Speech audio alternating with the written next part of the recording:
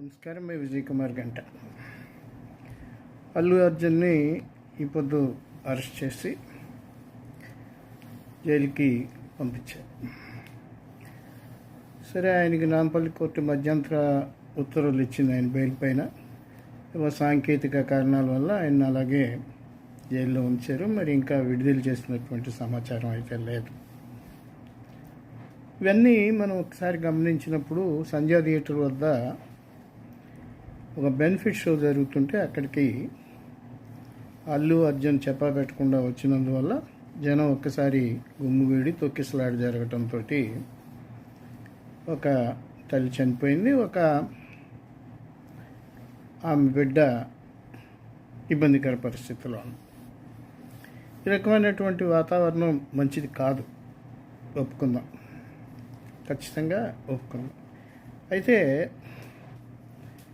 విపరీతమైనటువంటి పబ్లిసిటీతో ఉన్నటువంటి ఒక సినిమా ప్రదర్శించబడుతున్నటువంటి థియేటర్కి ఆ చిత్రంలో నటించినటువంటి కథానాయకుడే వస్తున్నాడని చెప్పి ముందస్తు సమాచారం అందించిన తర్వాత కూడా అందించలేదంటున్నారు. కానీ పోలీసులు బుకాయిస్తున్నారు. ఇది మాత్రం పోలీసు బుకాయింపు.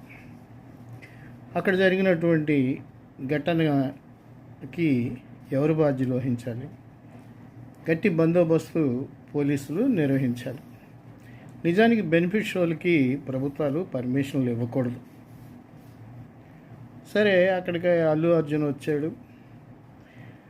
అతను జరిగిన దానికి బాధ్యత వహిస్తూ ఆ మరణించినటువంటి కుటుంబానికి, ఆవిడ కుటుంబానికి తాను అండగా ఉంటానని ప్రకటన చేసే ముందు కొంత డబ్బు అనౌన్స్ చేసిన, ఆ తర్వాత కుటుంబానికి అవసరమైనటువంటి రక్షణగా ఉంది. సరే, ఈలోపు ఎవరో కోర్టులో వేశారు, దాని మీద కేసు నమోదు చేశారు. అంతవరకు వాస్తవమే. అయితే ఒక నటుడు ఒక సినిమా మంచి క్రేజ్ మీద ఉన్నటువంటి సందర్భంలో అతన్ని అరెస్ట్ చేసి అవకాశం ఇవ్వకుండా దాక్షిణ్యంగా కోర్టుకి హాజరుపరిచినటువంటి తీరు ఆక్షేపణీయం. ఈ కేసులో నిజంగా కేసు కట్టాల్సి ఉంటే ఆ ఏరియా పోలీసుల్ని, ముఖ్యంగా ఆ ఏరియా పోలీస్ అధికారుల మీద కేసు నమోదు చేయాలి. ఎందుకంటే అక్కడ చాలినంత బందోబస్తు ఏర్పాటు చేయకపోవటం వల్ల. ఏదేమైనప్పటికీ సినిమా నటులు ఇదొక గుణపాఠంగా తీసుకోవాలి. విస్తృత పబ్లిసిటీ, అభిమానుల కోలాహలం ఇవన్నీ మానుకోవాలి.